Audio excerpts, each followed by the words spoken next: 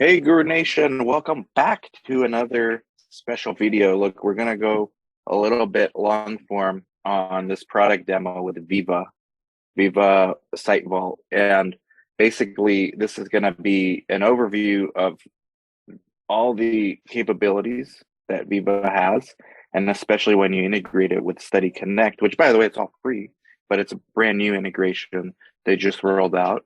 And we're going to try to get into not just the capabilities, but the real world applications for why this might be important, or like a real world study coordinator like myself who has to deal with the monitors on a daily basis requesting these documents. So I'm lucky enough to have Kimberly Russell and Bree Burks from Viva. And I mean, they're definitely the experts because they're from Viva. So it's better you hear the range of capabilities Locally. from them. And a lot of these things I'm going to be learning myself too. So thank you, ladies, both for coming on. Hey, thanks for having us. Okay, we want to make this, we've already talked about how we're going to make this like laid back, very conversational, but I just want to start with a couple of quick visuals because I think it's important to understand the fact that we're a public benefit corporation. We wanted to have a long-term impact on the industry. And in order to do that, we have to think really holistically about what the industry needs. And the whole idea of SiteVault is it is solving several really important needs for sites. So it is an eReg. It is free as an eReg. Sites can use it across all their sponsors, studies. It's theirs and even multiple locations for free. But I love the way that the sites sit in the middle of this picture because the whole idea of SiteVault is it's like a pipe. It is exchanging information from sponsors and CROs also operating on Viva, more than 400, to patients, back through to sponsors and CROs as needed. I love this image. Actually, the more I'm looking at it, so it's very strategically done. I don't know if this was intentionally, but the sites being at the center, It was you intentional. notice that's good because the communication between patient and site is connected. The communication between sponsors and sites is connected. And as we know, sponsors and patients don't communicate too much, if at all, in a study. Mm-hmm. So it goes through the site. So the way I see this, Right. Viva is integrating this process, and that works in a whether it's a decentralized world or a traditional world. Yeah, The sites are still at the center, that's which I right. think there's been a lot of confusion around that. Yeah, well, I'll just quickly say before Kimberly jumps in to that point, Dan, we're really focused on not the location, of where the work gets done. If it's virtual, if it's in person, I think a lot of studies will have, more hybrid components than anything else. But how can you use the same technology to do all of that? Where ultimately the site is deciding what is best for that trial, for that patient, for that visit, and they're able to use the technology regardless of the location. That's sort of how we've thought about it versus like attaching ourselves to just focusing on this decentralized trial component. All right, Kimberly, take it Awesome. away. I'm excited Yeah. to see Dan's feedback. Yeah. So we've logged into SiteVault right now. I'm wearing the hat of a regulatory coordinator, or what we would consider kind of a site administrator. So first off, we're starting on our home screen. So SiteVault supports the management of studies and documents, but it's not only a place just to store those documents, it supports those task-driven workflows. So things for document and object records. It allows my user to log in and see kind of what is their tasks that they need to get done, especially for today. So we're seeing things like counter signature for an ICF. So again, showing how we can support e-consent, addressing review feedback from our monitor, and then also things like accepting our delegation. So SiteVault does support a digital delegation feature where we would need to review and accept that object in order for that delegation of authority to be generated. So these tasks just kind of automatically pop up based on all the different things you could have going on, and what is important for your role within the system. Exactly. So as users are taking action in the system, as you're sending things for an e-signature or doing certified copies, the system's automatically generating those tasks for those particular documents and sending them along to those particular users. Once you get into Site Vault, you can start to build out both your staff as well as anything that you would want to associate to a study. So your staff, your external user, your monitors, maybe some organizations, or even those responsibilities that we talked about can be associated to a study with our digital delegation. Once you've created all of those on administration is when you can start to build out your study record. So we can see that we have all of our study records here with our various principal investigators. We can leverage this to manage all of our studies across any sponsor or CRO that we might be working with. In addition, we're seeing this connection indicator here. So this is letting me know that these are studies that we're connected, we're Viva connected with a sponsor or CRO. We're receiving documents and sending documents on our Study Connect side. And this is just highlighting the fact that even though we might be connected with a sponsor or CRO and exchanging data and documents on the Study Connect side, all of that is still available for me as a site on my eReg side. There's no logging into a separate portal, doing work in one spot, and then having to recreate all of that work on my eReg side. It's all connected in that instance. So this is where we can manage all of those. Because I'm in as a site administrator, I'm seeing all of the studies for this particular site. If I was just site staff, I would only see studies that I'm assigned to as a staff. So again, we do have roles and permissions that can be supported for the various kind of use cases and users that would be at a site. So we're going to show you what that orange icon means at the end, almost like a grand finale type situation. But what essentially, something to keep in mind for these connections, Dan, is it means you shouldn't be using emails. You're not going into sponsor portals and duplicating information. You're working straight from where your actual essential records are in Site Vault to send and exchange things and to receive things with this mapped connection from Viva sponsors into your system. So we'll show you what that looks like. But the good takeaway here is this is available for free, as you know, regardless of whether or not there's a connection to a Viva sponsor on the other side. Doesn't matter. This is site owned and they can put whatever they need in here.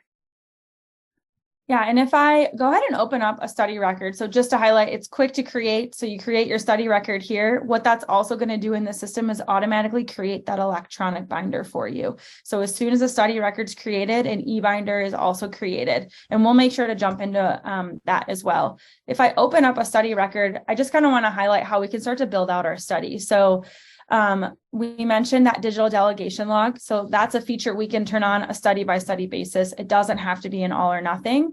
Once that gets turned on, the system automatically pulls our responsibilities. And this is something that I mentioned where you can manage that at the administration level. So you can include kind of build out a template of responsibilities. So you're not having to create ones every single time there's new on the study. We do want to support the variation because we know that not all studies are the same. So you can create and add new responsibilities on the fly as well. I had a question, Kimberly. So are those responsibilities the same that would be in the DOA, the Delegation of Authorities log, or are these separate from that?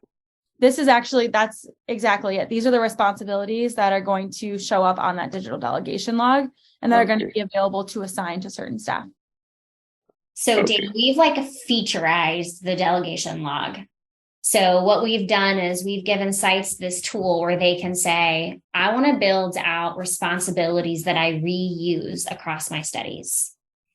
That way, if you want to, you can run reports and really help kind of up your compliance game of okay, what is Bree doing across all of her studies? Who at my site can do phlebotomy along with give an investigational product? So what we're trying to do is empower sites to say, if you feel like there's value off of being able to look across your people, across your studies, what the heck is everybody doing? We want to empower you to be able to reuse responsibilities. And then when it makes sense, to then create study specific responsibilities that are kind of more one-offs, things you might not do all the time. So you can take this tool if you want and totally map it to a sponsor's delegation log. It works that way. Or you can say, I'm trying to standardize, kind of talk with your sponsor and say, this brings more quality if I can reuse my own general responsibilities versus have to go with every little nuance they give you, because then you get all this great cross reporting. And the last thing I'll say is the system's smart, because what Kimberly's going to, talk through here in a bit is that at your person level, you get assigned stuff. So like Bree can do phlebotomy. So when I get dragged over to a study that actually requires it, it will surface. But if I can't do it, it will not surface. So you have this like check and balance of not inappropriately adding stuff to people that they're not actually credentialed to do, or that the study doesn't require. Because that's always super tricky to me, is like really making sure you're matching what people are credentialed to do at the study level for what the study requires. So this is kind of, we featurized this. That's kind of cool, but how does that work? Because does a human have to manually enter the credentials of what, let's say Bree, like what Bree can do, or how would the system know you're a phlebotomist? Yeah, we can kind of show you how that works. Yeah, so what happens in the system itself is actually when you have your study team assignment. If I open up a particular user here just to highlight it, we can see that they have study staff delegations. So these are things that when I create that user, I can associate delegations or responsibilities that way, that anytime that user is associated to a study where DDL or digital delegation is turned on, the system will do that mapping that Bree was just talking about. So these are things that can be associated at the user level. So as they're assigned to studies, they automatically pull across. Again, we do know there's some variation. So let's say that study has a new responsibility that's going to be assigned to Lexi. Then we have the ability to edit and add that responsibility and then send it along for that approval from her. So there is still some variation, but that is exactly right. You can assign those responsibilities and delegations at the user level so that when you add that user, all of those follow. And let's say that for these 11 study staff delegations, they're assigned to Lexi as a user, but when she gets assigned to that study, only 10 of those 11 are actually a part of that study. The system's only going to assign those 10. It's not going to have that kind of extra one somewhere else on the DOA. It does that mapping there of kind of one-to-one with those users.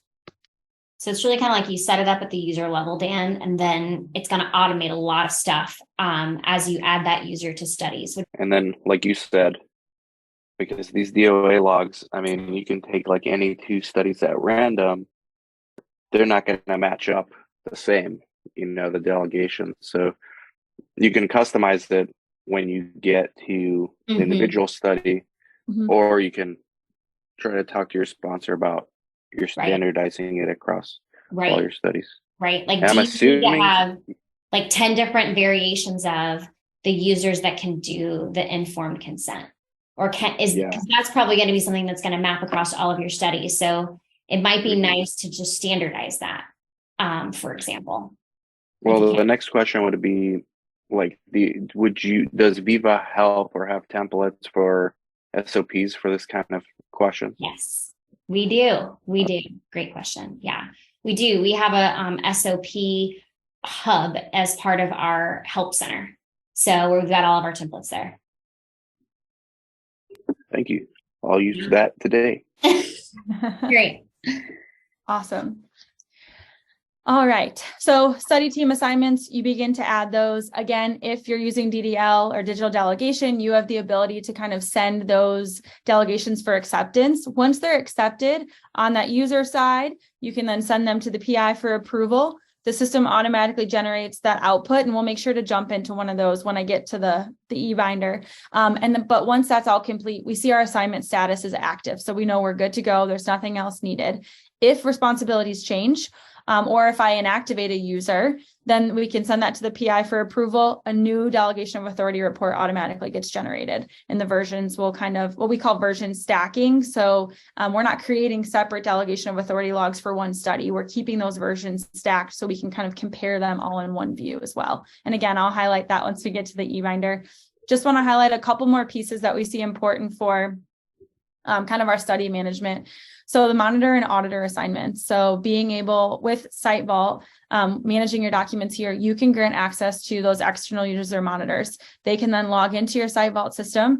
It is a limited access, so they're only going to see content or data and documents associated to the study that they have access to, and only documents that are in that final state. So none of those that you may have just uploaded or might be still in the middle of a workflow, like waiting on an e-signature. It's only going to be the final content. And that's not something that you have to worry about tasking your monitor to review. You don't have to upload a document, get it to final, and then send it to your monitor. Taking those service for monitors, basically. Yeah.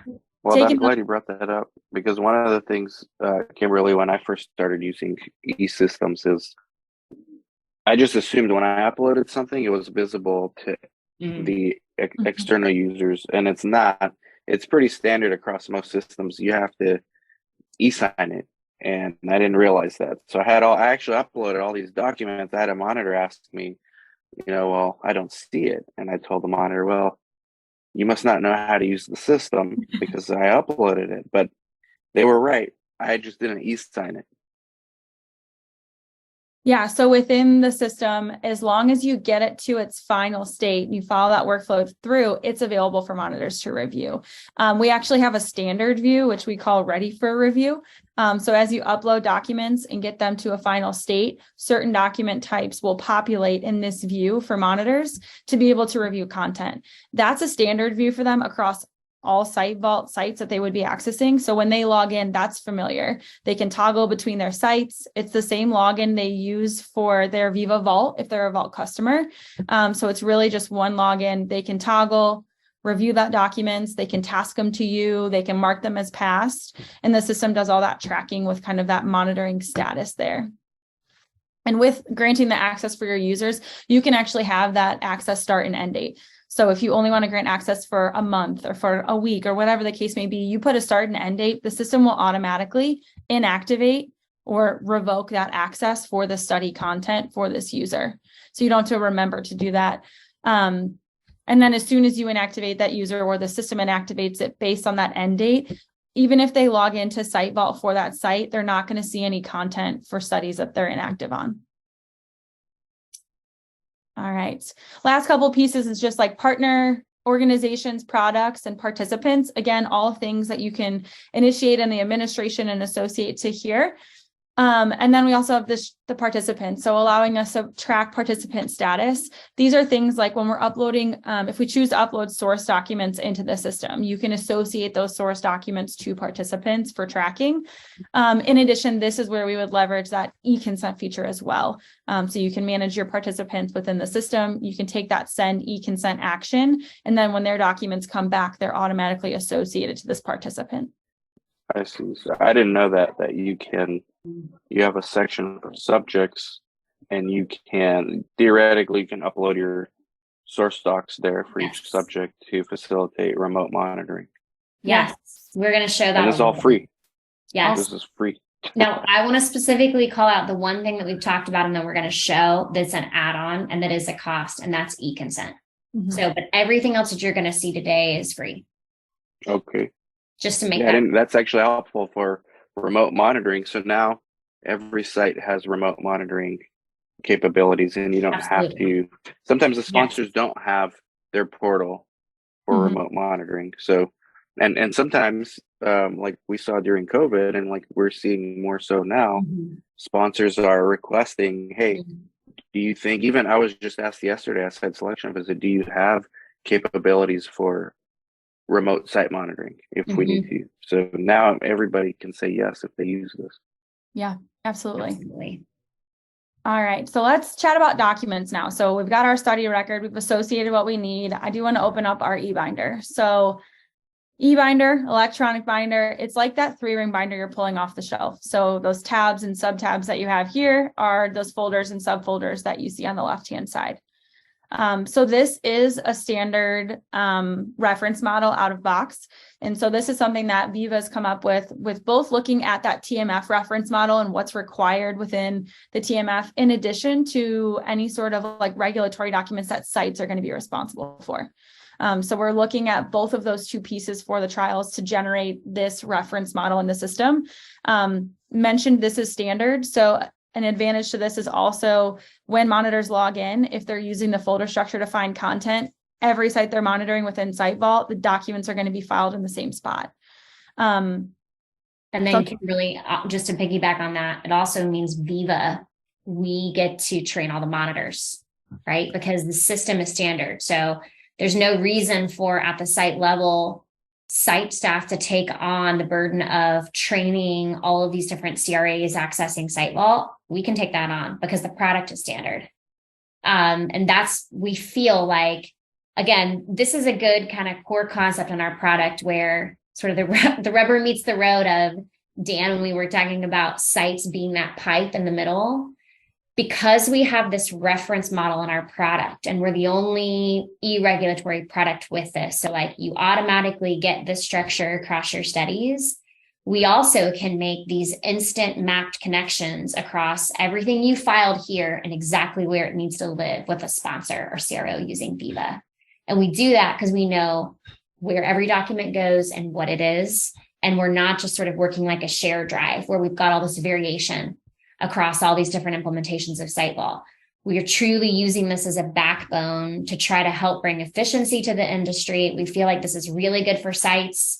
You now have consistency across your site locations. You can train your staff on how to put things where they go. We can train your monitors, and then we can provide this seamless exchange for sponsors and CROs based on this backbone kind of that you're seeing here. Yeah, and something I didn't talk about yet is just the fact that documents are going to automatically file into these folders for you as a site. So when you upload a document, you're prompted to select the document type or classify it. That way the system knows where it needs to be filed within this binder once it's in that final status. So what we're seeing here is documents that are in our finalized status, so things like current or final. We also can review documents that are still in progress. So previously our eBinder was kind of just, this is your final inspectable record and that's it. If you wanted to find draft documents, you had to go somewhere else. We heard from sites that isn't the easiest, especially if I am a site staff that I'm only working in a couple of studies and I want to be able to review all of my study documents in one spot. Why do I have to go somewhere else? That's where we've introduced most recently this show drafts. So now I'm able to look at all of the documents for this particular study, no matter the status that they're in. So final documents or draft documents. So for example, my IRB response, that's a draft. I can still look at this document. I can see where it is, where it files. If I want to take action on it, this ellipses allows me to actually change this to final, or if I need to certify this as a copy. So now our eBinder is not just looking at those documents, but also making those actionable. And that you just showed of like certify as copy, Dan, like that hopefully is really valuable. Like I'm just thinking about you filling out that survey, because what it should do is it should empower you for source documents, regulatory documents, whatever. If something originates on paper, what you can do is you can put it in our system and certify it as a copy of the original. And then, like that is an inspectable copy now. So there does not need to also be somebody coming physically on site to re-look at it, because you're truly giving them a certified copy of the document for inspection.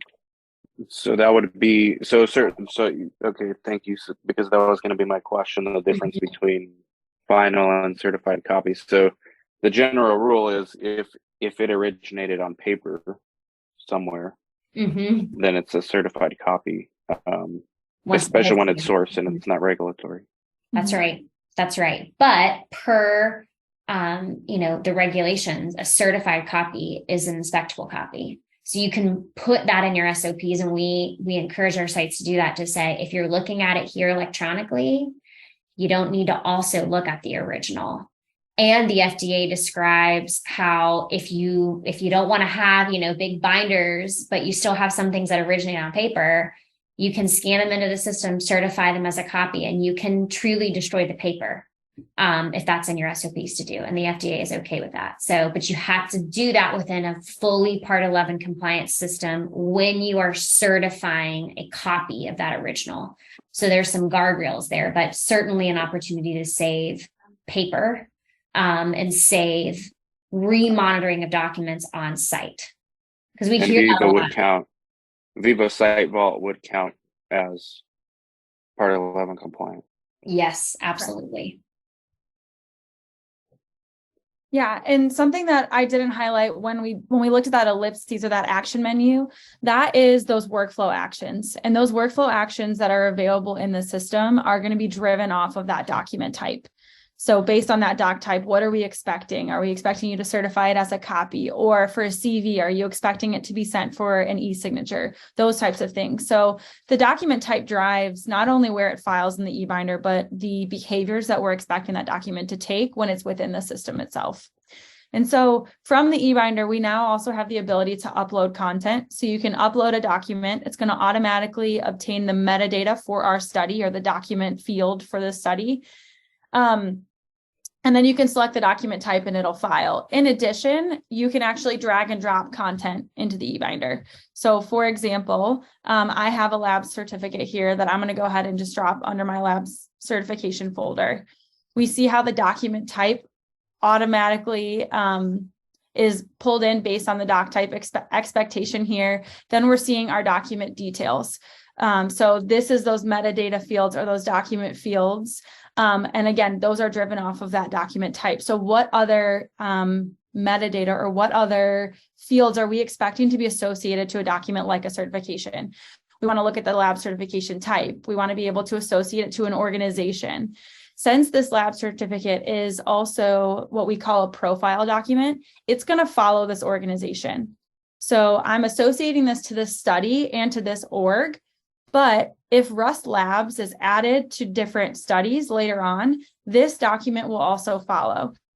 And that's just so that you can have one source of that document and have it be used or reused. What we call document reuse can be reutilized across those studies. So that's also going to function for things like our CVs and our med licenses. We're associating those to specific people, not necessarily a study. And that way the system will automatically populate the study within that metadata or with those doc fields so that it can be reused across those electronic binders. So that kind of removes your need to manage that CV or this organization style document for all of those studies. You manage it one place, the system will reuse it and file it for all of the studies that those users are or this organization is associated to. That's helpful. So, for example, CLIA. Let's just use my sites. So I have 3 PIs at 3 different offices. So for me, it's important. Obviously, they're all doing different studies, but it's important to put the right CLIA with the right study or the right PI. So basically, if I have 3 different workspaces for each site, then the CLIA I put for Dr. Harris will be under all of his studies at that site versus Dr. Smith. He has his own CLIA, right? Yes. You can tie these organizations to your different site locations or to your studies. And then wherever that tie is, if you go and then you get a new version of this CLIA, we're going to automatically file that new version everywhere it should go. And you're just going to manage it once. I was going to ask about the expiration dates, but I assumed you were going to talk about that. Yeah, we could talk about expiration dates. So, okay. So yeah, with the documents, there's just the associated details here. You can include things like document date, populate that as today, and then you can also leverage the expiration date. So if we want that 2 years out or whatever the case may be. So let me save this document right here for a second. We'll see how it automatically will pull in. So we see my drafts. We have a whole reporting tab. So within our reporting, we have dashboards and reports where you can utilize any of those fields. So for example, we do have an out-of-box expiring documents dashboard. So if we look at this, expiring documents. So I guess big difference between reports and dashboards is reports, it's going to be kind of specific filtered table view of documents, whereas a dashboard, you can pull multiple reports into a single view. So this one only has 2 reports we're looking at, those that documents that have already expired, and then those that are upcoming expiration. But this is a report that you would be able to leverage. So you can either look at those upcoming to try and take appropriate action right away, or we can jump into this expired document and see how the report not only gives us a list of documents that have expired, but it's actually a link. So I don't need to now go find Derek Shepard's CV. I can actually just click, it'll open up the document and I can start taking action that's necessary. That's awesome. And one thing I noticed that I was going to ask, I don't know where would be appropriate, but this is perfect that you open the CV. I noticed it's not signed wet ink, right? Like, I mean, I'm guessing page 2 is not signed. So this is e-signed, and it's perfectly okay, but monitors are still getting used to this idea. I've had this argument yesterday with a monitor, actually. And their argument was, okay, you're technically right, but when I put it in my sponsor's TMF, it shows it as unsigned. So can you send me the wet ink? So because it's so new, sites don't have answers for these kind of one-on-one interactions. I am guessing Viva is going to lead the way to help standardize all this, but right now that's where we're at. Do you have any comments on this?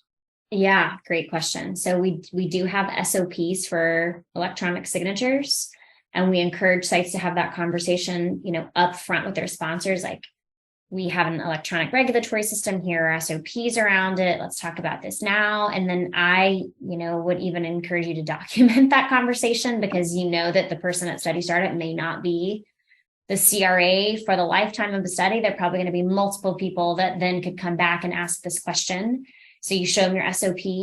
But the other thing that you can do is you can contact Viva. And we're saying that because, as putting ourselves, in the middle of this whole idea of exchanging information across the industry, there's a really strong chance that TMF that you were just talking about is Viva eTMF, because we are the market leading eTMF provider.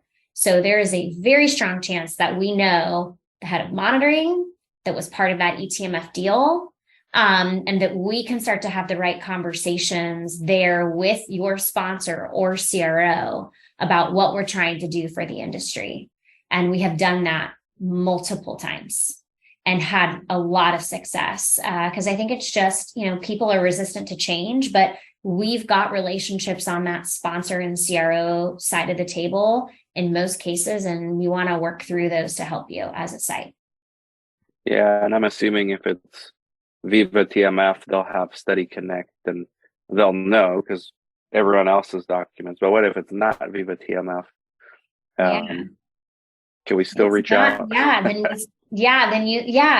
then you also say, there's more than 5,000 sites doing this, and we have an SOP, and there's a strong chance if you haven't yet logged into Site Vault for remote monitoring, you will. There's a strong chance you're going to see this again. Here are all of the FDA regulations I've cited in my SOP. Like, we have every right to do this as a site. Okay. Because what I did is just said, okay, and printed it and signed it and emailed it to him. Mm-hmm. But I mean, that's kind of a waste of time and defeats the purpose. We're already having this system. I mean, you're right in that there is, an element for all of us in this of like business transformation, industry transformation. And that does take being able to look across the table and have these real conversations about how we can really help enable each other to be more efficient in the way that we work and decrease the paper and have more quality. As a site, so hard to keep quality when you have variation across every way that with every different CRA and every different sponsor and every different technology. Well, this one wants it printed and this one wants it in their instance of Box, and this one will actually use it in Site Vault. Like, we really, as an industry, I think, owe it to one another and to our patients to try to start having those conversations more. Yeah, because it's clearly easier. It's just a matter of time for everyone to adapt. Just resistance to change. Yeah. Mm-hmm. Awesome. So did want to go ahead and actually open up or just highlight. So when we mentioned those stacking of versions, so that way you can kind of manage those differences that happen between the CVs. You just create a new draft, what we call as it stacks. So for example, we're seeing this CV where it's got a version 1. The system automatically will supersede that previous version when you have a new one that's approved. And then it stacks within that electronic binder as well. Another example is the digital delegation, or that delegation of authority report. So like I mentioned, users would accept their delegations, that then multiple users can accept their delegations in one kind of time, and then they can send all of those in a bulk fashion to the PI to be able to review multiple users in each of those responsibilities in that bulk fashion. Once they approve that, the system automatically generates this delegation of authority report.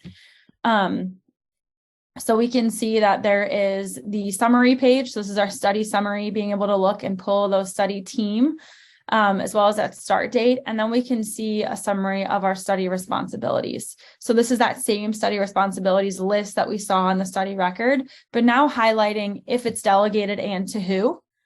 As you continue to scroll through, you'll also see that each study staff member will also have a page.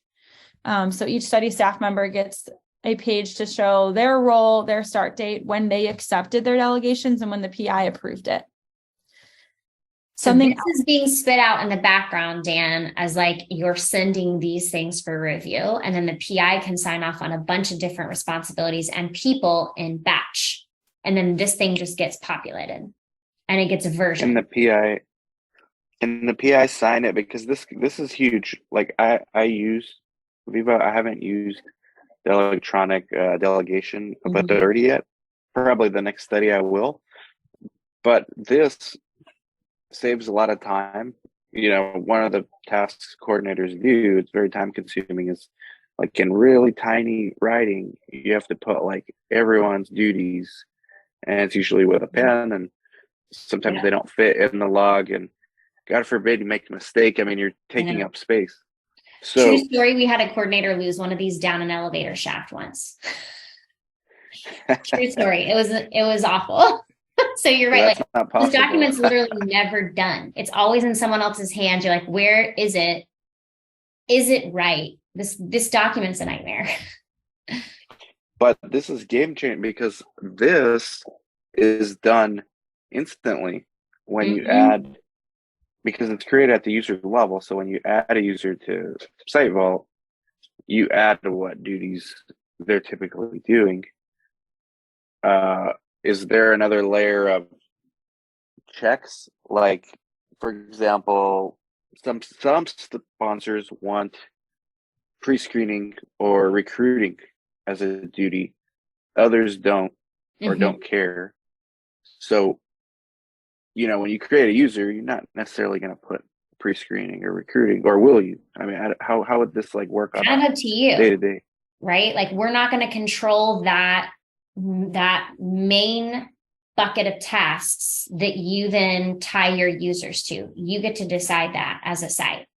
And so I think you have to then ask your own business, like, is that something that we want to write down because our sponsors are expecting it, or because we see that as something we want to report out on and understand and know, or we want to, I don't know if you do this, Dan, but I know in my sort of previous site life, we would have our own internal trainings for some of these things. Well, we want to train you on our recruitment process, and we want to train you on our recruitment technology and how we recruit for social media. So like, I wanted to run a report to see who was doing the recruiting, and do they have the internal training from us as a site to do those things and, you know, ways that we would expect. So it's totally up to you as a site if you would want to outline those types of things or not. System's going to allow flexibility. Okay, so the system will, like at the study level, it will allow flexibility. Yes. Okay, because like another example, you know, I have a study where it requires an X-ray, and then it requires the coordinator to upload the X-ray to this portal, and that's on the DOA log. But no other study I have has this task. So I guess we would leave that off of the user profile, but on the study, make it study specific itself, we can add it. Or maybe we can write a note to file and say, hey, as per our SOPs, we have a standardized delegation of duties. Any study specific unique duties, we can write on a note to file, and for that study, that this person will be also doing those responsibilities. Yeah, up to you. I mean, that's sort of our responsibility, I think, as like a technology company, to help enable different ways of working when we feel like different ways of working are what's needed. across sites. So yes, I mean, you could use the system in all the different ways that you just outlined. Yeah, this alone is I think a game changer with, at least for startup, the DOA log. And this is something monitors do at SIV, site initiation visit. And this will make because I've had, and probably you as well, Bree, you've had monitors sit down with you when you were a coordinator at SIV and make you write these things out while they watch you. So now with this is already done before they even get there. Yep. Yep. Yeah. And then just kind of circling back to when we were talking about that monitoring status. So since this document is automatically generated and versioned from the system and just taking those actions, we see the monitoring status is already ready for review. So this document's already within that standard view for your monitor. When they log in, they'll see it for the study. They can review the delegation of authority. Internally and externally on all documents, we can leverage what we call our annotations. So if there's things in question or you want to tag internal staff to review certain content, you can do so, as well as being able to tag those monitors. So you can tag those users to draw attention, or they can do the same for you. So if they want to draw attention to a particular area of a document, like a source document, they need some feedback on, they can do that as well. That's awesome. And then when you tag someone, like let's say I tag Katie, who's the other coordinator here. Yeah. Monitor won't see this, right? External monitor. The annotation itself, if it's as long as it's on one of those minor versions, they won't be able to see that. So the annotations and comments stick with that particular version of that document. So if it's up version, so if I put an annotation on this version 2.0, then we make a change to the delegation of authority, the system generates a new one, that annotation is not viewable on 3.0. Okay. Gotcha. And so if you tag users, they get a notification to this little bell icon here, letting you know, hey, you've been mentioned in a comment, and then it'll link you to both the comment or the document itself. So what we're trying to do is get people out of all the emails, and that's what's so hard, I think, for cross coverage of studies, like somebody's out or gone or whatever. And it's so hard to understand how to help pick up that work and how to share work as a team on paper or on systems that weren't necessarily purpose built for this. So that's another huge value of this, is like you can cross cover people much better and really understand the history of the communication and management around the documents, not just what ends up in a final binder. And then one more thing that we've kind of talked about is those version stacking. And I mentioned what we call our version compare. And so what this is when you have multiple versions of a document in the system, ellipses, the 3 dots is going to be kind of just action across the board in the system. So what more can you do? So for here, we can compare versions. And what this is going to do is it's highlighting the things that have changed from that version 1.0 to that version 2.0. So anything in purple and highlighted is showing me those things that have been added. So those additions to the document. If somebody had been inactivated and removed, we would still see that. It would be kind of tucked to the top with a cross out. And so this version compare feature can be utilized across the system, across all of the documents that are managed within SiteVault, and it can look across all versions. So let's say this was a version 8.0 and we wanted to compare, okay, what was our version 1 look like and what does our version 8 look like? You can look across all, like compare version 8 to the original version and see what's changed. And it does this kind of highlighting for you. So if I can ask a question, Kimberly, here, yeah. I'm just trying to make it like pragmatic for the user. So typical scenario, we did a DOA log, whether it's paper or electronic, doesn't matter. But we did a DOA log. PI approved everyone's start dates. File it. A month or 2 later, new coordinator comes. Okay. We add this person. That will be a new version. And whether it's electronic or paper, PI has to approve this new person. Now, they don't have to reapprove everyone else, right? It carries over to Correct. the next version. Yes. They're only having to approve the changes. So the additions or the inactivations are the things that have changed. Okay. because back in the old days, see, I ran into this issue with a remote worker. This is like a little glitch. We were using paper DOA logs, and I had a remote worker, so I had to scan a new DOA log to her, and then she would sign off on it, and the PI would sign off on hers only. And so we would have like multiple DOA logs. Some of them are not signed by PI. Some are, even though he signed off on every staff member. So that kind of eliminates that problem in using this. Definitely. Okay, so we talked a lot about the eBinder. So this being that study specific documentation. So we understand that sometimes this is the most comfortable for site users to review content, is I'm only worried about documents associated to my study. But there are also some users that want to be able to look at content across studies. So maybe site level documentation, or being able to look at all protocols or all DOAs across the studies. That's where we can leverage what we call our library. So with our library, you can still leverage a study selector. So if you still want to only review documents for a study, that's available. What this allows for is the ability to kind of further review the documents that you're looking at outside of that folder structure. So something we're seeing here is these filters. So these filters are all of those document fields that we talked about that can be associated to documents. So expiration date. So if I want to look at things that have expired in the last 90 days, or if I want to look at a particular document type. So if I want to look at all of the signed consent forms, or let me give a different example. I can think of, Kimberly, be like contracts. Like, let's say you're like, I want to look across contract terminology, payment terms, and look for consistency. Like this is just a cool tool where you don't have the limitations of accessing things around a folder structure, and you can cut across and slice into any document in the system in ways that you want. Like if you're a reg person and you want to be looking at all things that are awaiting approval from the IRB across your studies, and that's a view you care about over and over again, you can make the filter in here and save it as a view. And then you can get back to that quickly every time to really see documents in here the way that makes sense for you in your role as a specific user.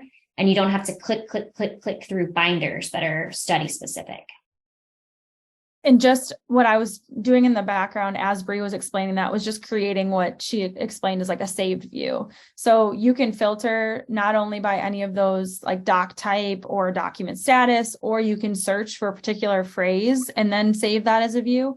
What that allows is that when you log into the system, you can log in, go to the library, and jump right to that filtered view. You don't need to filter and search again. And this is something that can be set up for you as an individual user, or you can even share it across users. So if you're working with another kind of site administrator style user, and they want to also be able to review study protocols, you can share that. That gives them a notification, and then they can choose to add it to their saved view.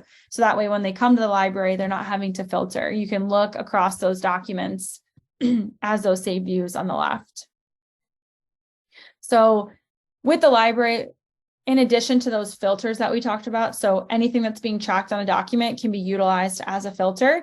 The search bar here at the top. So you can search not only document name in any of those document fields, but we also have a feature within the system that allows you to actually search the contents of a document.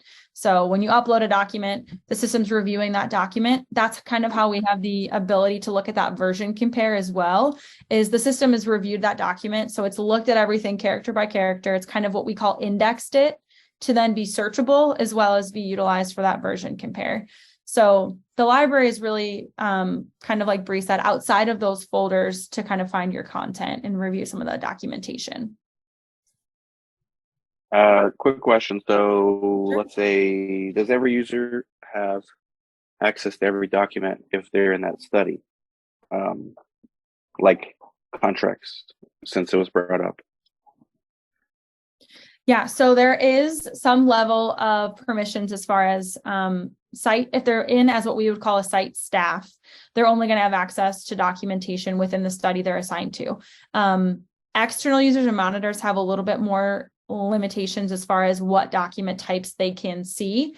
And Bree, correct me if I'm wrong, but from my understanding right now, we don't have any additional like site staff that wouldn't be able to see contracts, or site staff that wouldn't be able to see certain things. We have like a finance role as an add-on permission. So there's some add-on permissions that you can have that are tied to certain document types that you may or may not be able to see, depending on if you want to add that onto users. Okay. Because we were taught old school way in paper contracts. Yeah. I know there's a Always section a separate binder. Yeah, separate, note to file, separate binder, just for auditing purposes and for nosy people. Yeah. Awesome. We mentioned kind of talking about some of those reports and dashboards. So we did open the expiring documents one previously, but if we want to look at kind of a monitoring review dashboard, this has a few more reports into this view. So something else to highlight with our dashboards is you can include things like the graphs and charts to be able to look at a visual for our high level metrics and our overview. So we're seeing on the left-hand side the numbers around documentation. So how many documents are waiting for me as a site to respond to? How many are available for my monitor to review? So again, these bottom two are going to be driven off of that monitoring status that we have. So this means I've uploaded 7 documents, and for this study, they are approved and final. My monitor will be able to log in and see these 7 documents because they don't have a review yet on that version. Not yet ready for review is just letting me know that I've uploaded 2 additional documents for this study, but I don't have them in a final state yet. So either they're draft or they're in the middle of a workflow, letting me know that my monitor, when they log in, they won't be able to see these documents. If I want to see what particular documents that these are, I can just simply select that. It'll then show me the various documents. The right-hand side is giving me some kind of high-level metrics of what is our pass rate. So how many documents are being passed, how many documents are having issues be found. And then again, you can click in and review those documents. Maybe there's a trend. Our source documents are always not being passed because of something, or blurry scans on certain documents, those types of things. And then also being able to look at our monitor reviews completed by month. So these are not metrics that you're manually having to track by any means. This is all the system just tracking it by you taking action in the system. So you're uploading documents, finalizing them, the monitor logs in, they provide their reviews, you respond to those actions in the system is what's kind of generating these dashboards in real time automatically. So there's no need for you to track how many reviews have we had in the last few months, or what document types have been reviewed for each of these, how many regulatory versus how many source. The system's doing all that tracking for you and then makes it available with these reports and dashboards. So reports and dashboards, we have a bunch that come delivered with the system. So you sign up for Site Vault, you get in there, you start loading your content and data. If you run a dashboard or report, you should see content. If you're not seeing a report and dashboard that you want to utilize at your site, you can create your own. You can edit existing one, assuming you have the appropriate permissions for it. You can edit existing dashboards. You can create new reports and pull those into dashboards. We want to make sure that you guys are able to see the content that you need to and kind of be able to cut and paste some of those metrics that we're tracking for you. Like signature responsiveness. Like, I think when I look at this, it makes me feel like you're going to have the information you need as a site from the system to make sure that you are appropriately staffed, to support this influx of monitoring I feel like is happening at sites right now, and that you're recovering your costs for that. And you're seeing studies that are really bottlenecking, where there's a lot of monitoring going on, or there's a lot sitting with the monitor that hasn't been looked at that needs to be reviewed. Those types of things that are just almost impossible to understand without a system in place. Yeah, no, this is a new concept because like a monitor, like with a traditional ISF paper, you don't know if monitor reviewed something or not. It's just sitting there. Right. So you're saying within Site Vault, when a monitor reviews something, they're supposed to check Yeah. that they reviewed it, or They do. They run it through a workflow and they say that they have reviewed it, and they have the option of kicking it back to you with like the note Kimberly showed and saying, I have a question on this. Can you answer it? And then you see that it's been kicked back to you for review. And then you punt it back over to them, and then they finalize their review. And then you can pull a report and see in the dashboard, wait, all these documents have already been reviewed, and other monitors logging in also see that, so that we stop this remonitoring problem that happens. And you so this is mm-hmm. oh, sorry, Bree, sorry. Yeah, no, you're fine. No, this is independent of Study Connect, like, yeah, so they don't have to you get use this for Study all Connect. your studies in here. Mm-hmm. Okay. So we have we actually have, the last time we tracked this was a while ago, and we had close to 400 unique sponsors and CROs using SiteVault just for this, just to be able to do remote monitoring. And this is a big part of why SiteVault took off during COVID, because it was, a free tool that was HIPAA compliant, Part 11 compliant, provided those certified copies that we were talking about, like they are fit for inspection. And then you see all the work surrounding the reviews. So it makes it more efficient and stops the challenge of, well, did a monitor look at it? Yes or no? Did it pass review or not? Why not? Right. What documents are sitting at the site, waiting for a response? What documents are available for the monitor review, but they haven't even gotten to them yet? Like trying to figure this out without a purpose-built system is almost impossible. The only issue or possible issue I see with this is, let's say the monitor, it's not in their SOP to use Viva SiteVault or Paper, ISF, or whatever. So they don't really click the button to review it. I mean, they might see it, but they won't click it. And then you can tell them as a site, hey, we'd appreciate you click this button when you review it, but they either forget or they just don't do it because it's not really their SOP. That's the only thing I see, but as more sponsors start using it, I think that'll go away. Yeah. I mean, and I think that I'm sure has happened. I haven't heard of that yet. I feel like most monitors are feeling like they're going to come in and they're going to go to the source of where the inspectable record is. And this is the source, So you're right. It is definitely another one of those things that's like a mindset shift. But that particular challenge is, again, something that at Viva, we want to help empower sites with. So those types of examples are things we want to know about so we can provide the proper support.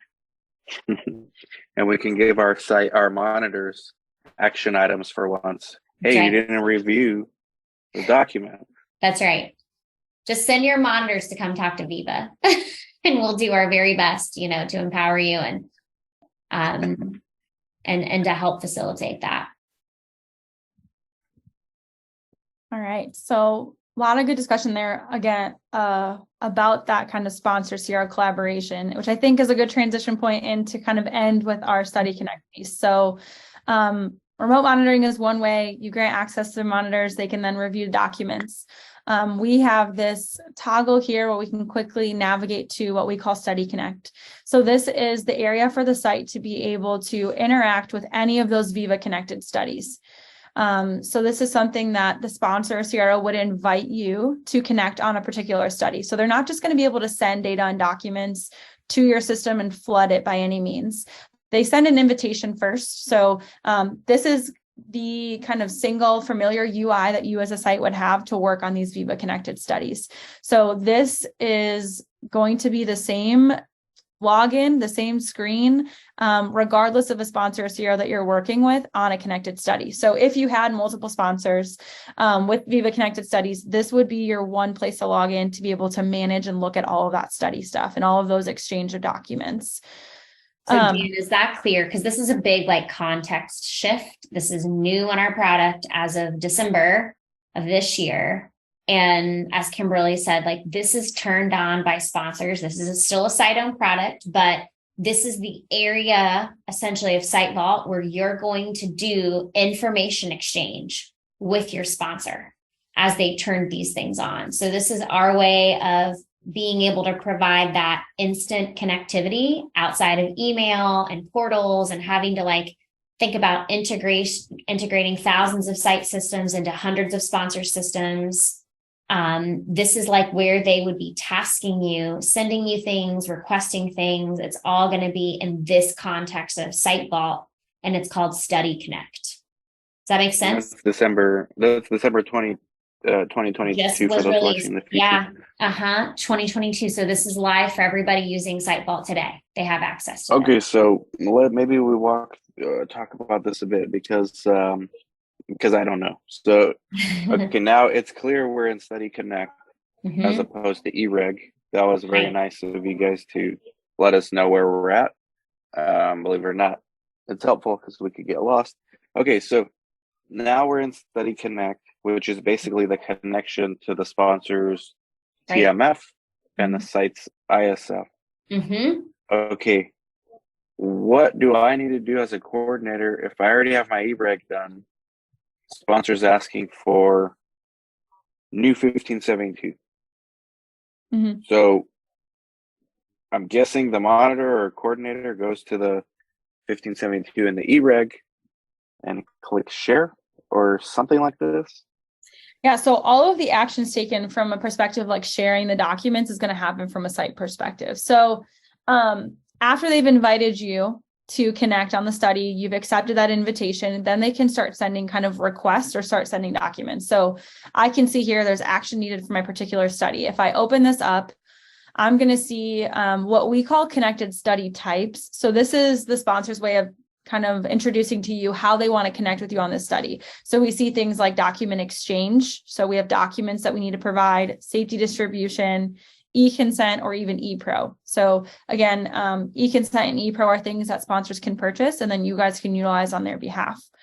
But document exchange is going to be that piece. So after you've accepted the invitation, they can send a package of documents, they can request certain documents, and your document action section is going to be kind of your task list as the site for the sponsor or CRO. So we're seeing that they want us to update and return these various documents. They can also they want you to provide a document. So they want you to be able to review provide the original of those documentation, include some of those comments here. So for me as a site, since we're using our eReg, I can leverage the existing documentation we have on the eReg side. So I go to send. I can either upload documentation if I haven't put it in my eReg yet, or I simply just go to eReg documents. This is going to pull the most recent version of this 1572, and then I can select the send action. So I can add a comment to my sponsor if I need to. Sending this document here sends it directly to our sponsor CRO's TMF. They get a receive from site document status, so they know that they've received it from you and they can review it. It also will have all of the metadata. So again, those document fields for your site and your study country and all of that stuff comes automatically for the TMF. So you would, and this is like a simple layout, but like a really powerful thing that's happening where they send you something and it's like, we want this particular type of document, and the system knows exactly what that document is. So if you're using eReg on the other side of Site Vault, it pre-populates that document for you, the most current one, the final version, and it is suggesting this is the document they're asking for. So when you then review that and say, yep, this is right, and you send it, it does a mapped exchange and it files it for the sponsor. So, the idea here, the novel thing that this does is you have a mapped exchange out of the site-owned inspectable record into the sponsor's system. So do you still need that reconciliation piece? Of like, well, the site's got to log into SiteVault and see exactly where it was and that you sent the right document. Like, we're doing that work. We're trying to take this madness of like all the reconciliation that's happening in the industry. We're trying to decrease that by doing this mapped exchange and by like auto suggesting, oh, this is the document they want. It's right here. Mapped exchange. So, okay. So let's say the 1572, since we're on it. We're in study startup. I did it. I had my PI sign it. I didn't even ask, do you guys allow is it still wet ink 1572 or is it e-sign It can be whichever you 1572? prefer. Either. Really? Mm-hmm. Okay. But Because that we wasn't my You question. So sign it because we want to try to get rid of paper because it's just more work, to scan the paper in, but you can scan the paper in. if so you our sites are e-signing instead of just wet ink 1572? Mm-hmm. And since it is the e-signature portion, that signature page is appended to that document. So when you share the document with your sponsor, that signature page is also included. So they would be able to, I see. both pieces do get shared across this connection. That would take care of my argument with my CRA for the note to file. But anyways, so that wasn't my question. So we have it, it's uploaded in our eReg, but we're in startup, no one reviewed it. And then now they're going to ask for it in Study Connect. They're all getting an alert. Hey, send us 1572. So I go here, the system knows I already did it. So it allows me it pre-populates it and then I can share it. Mm-hmm. Is there a way for the monitor to share it also? Like if she monitors, Mm-hmm. is there a way for her to do it, or is They can this download just going to it trigger? and file it. And so Oh, there's they can two ways, like any sponsor CRO can work with you in SiteVault. They can access your system for free and they get efficiencies because it's just like all the other site vaults. And then for things that they can download, not including things they can't access, like an internal budget, or a source document, they can't download that. But the other things that they're accessing, they can download and they can put them in their TMF. So great, efficient way for them to access your system and to self-service and take what they need. Or they can turn this connection on. And this is where you have the mapped exchange happening, where you don't need that reconciliation anymore, and where we can auto-suggest to them things that are not just going to send for them, and then they have to figure out how and where to file it. It's going to actually file it for them. I see. So that's currently the way it's done anyways. They're either self-service, right, or they're emailing you. Mm-hmm. Now they are self-service, or you'll get a pop-up in the Study Connect. That's right. And you do still have the ability to take that share action from the eReg side. So if you know you have this outstanding task on the Study Connect side and you've up-versioned your 1572 and you want to just share it, you still have that action of send to sponsor CRO from the eReg side. If there's an outstanding task here, it'll satisfy it for you. But this is where you can go to kind of see that full list so that make sure you're not missing anything, but there is still the action. You could still do it from that eReg side as well. This just has kind of the tasking portion of it. So from the eReg side, in addition to upload, confirm copy, or finalize with a signature, you can also share to sponsor CRO from there. Correct. Yes. And you can also send to your staff to train and acknowledge training on documents. That's a big workflow we have used a lot. So you can see like who has actually reviewed documents, like, oh, I trained on the protocol. I reviewed the investigator brochure. All of that stuff we can track in the system too, which is really nice and hard to do again without a purpose-built system. I see.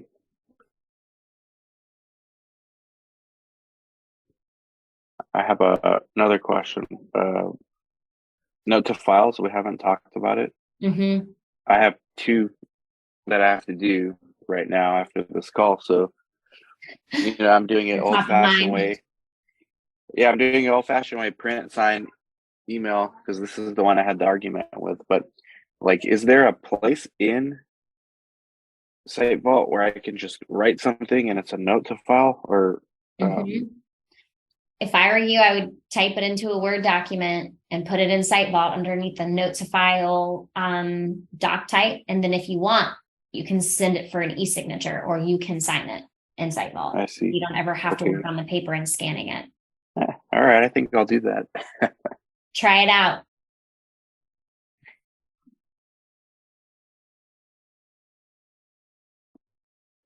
Thank you, Bree and Kimberly. We're going to have to do a part 2 where we get more in depth on Study Connect and e-consent, which we haven't discussed, which is awesome. And again, that's for sponsors that choose to use those two things, e-consent and Study Connect. But any site right now, it doesn't matter what study you have, can use eReg, which is Viva Site Vault. So thank you guys both for kind of helping explain some of these concepts, which might be regular conversation for you guys, but for us that work at sites, we're getting used to these kind of terminologies and just the concept of an e-signature versus a wet ink signature. I mean, for me, that's still something big that I'm dealing with. So thank you guys for shedding some light on this, and looking forward to the part 2. Us too, Dan. Thanks for giving us the time. We really enjoyed it.